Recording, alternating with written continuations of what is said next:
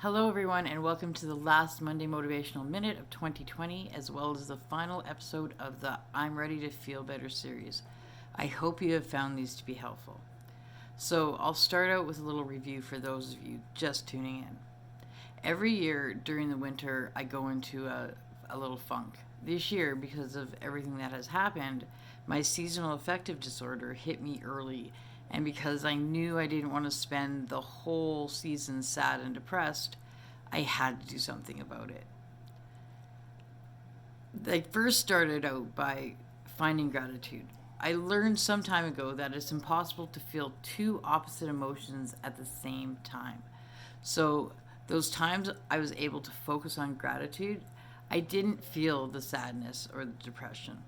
My next step was battling the negative thoughts running through my head.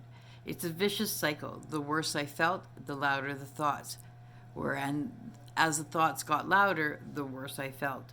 I needed to break the cycle and get rid of those thoughts. And last week, I talked about getting back into the things that I love to do. I hate that depression takes away my motivation and my desire to do any of my favorite things. I miss learning and teaching and creating, and it was time to get them back. This week, I'm all about journaling. For me, it's not just about pouring my feelings out like a diary, and it's not just about writing down what I'm grateful for. I use journaling as a self development tool. I use my journal as a way to improve my self esteem and mindset. It helps me get back on track and remembering my purpose and how great my life really is. In my journal, I write my ideal life. I like to write stories, and one of my favorites is what a day of my dream life would look like. I do affirmations. When I'm feeling really, really down, I'll write these positive statements like lines at school. I'll write about my goals and dreams, as well as any steps that I can take to fulfill them. I make bucket lists, all the ways that I want to step outside my comfort zone, and that's just to name a few.